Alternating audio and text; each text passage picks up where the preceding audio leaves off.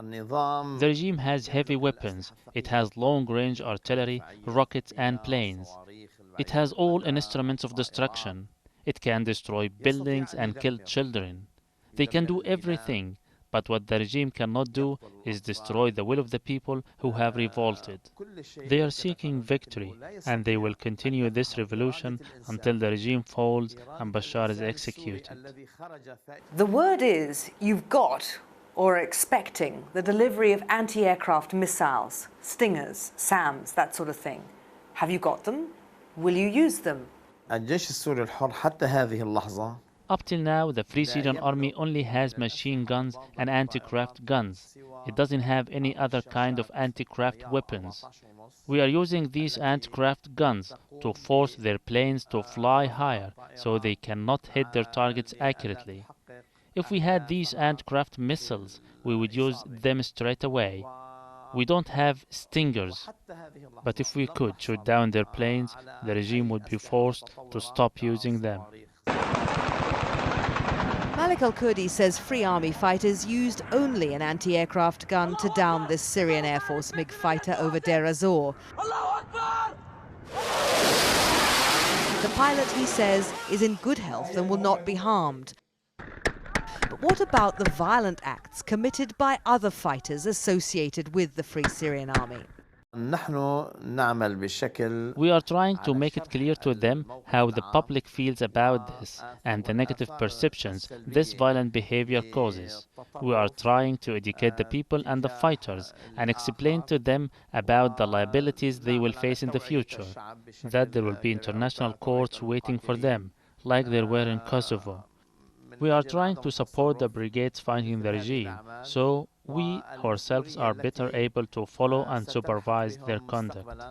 You've got a problem also with rogue jihadis, for want of a better word, foreign fighters with an extremist ideology coming into Syria and behaving extremely badly, damaging the reputation of the uprising here. What are you doing about them? At this point, for the Free Syrian Army, it is so difficult to confront these groups. Our only hope is to educate the Free Syrian Army fighters. Only this can control their activities and convince their supporters to walk away. Why don't you just ask them to leave? Because we don't have enough weapons or money to support our brigades and the defected soldiers. They are being pushed to seek other backers.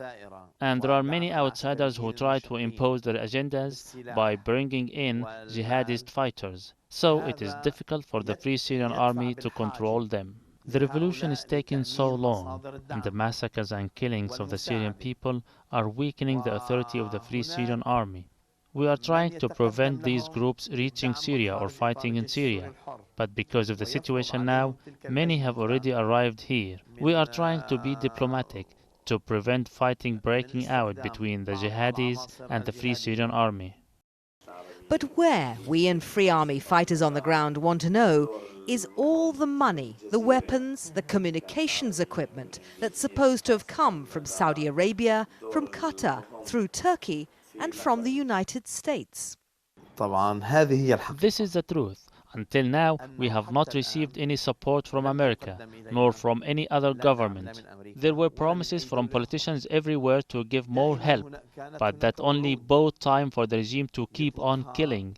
Actually, till now, the support we have received has come from private individuals and Syrian expatriates and people from Arab countries. Until now, we have not received any official support from any government. We also heard there were millions of dollars, huge amounts of money, but the supply has been weak. $10,000 from one donor, $5,000 from another. We still hope the international community will honor its promises. How long do you believe, and please don't give me the PR version, that this fighting inside Syria is going to go on? The crisis in Syria, I regret to say, is turning into a civil war. If the international community does not intervene to find a solution, the situation in Syria will become so difficult. The problem is not the fall of the regime. We probably need only another 2 months to bring down the regime.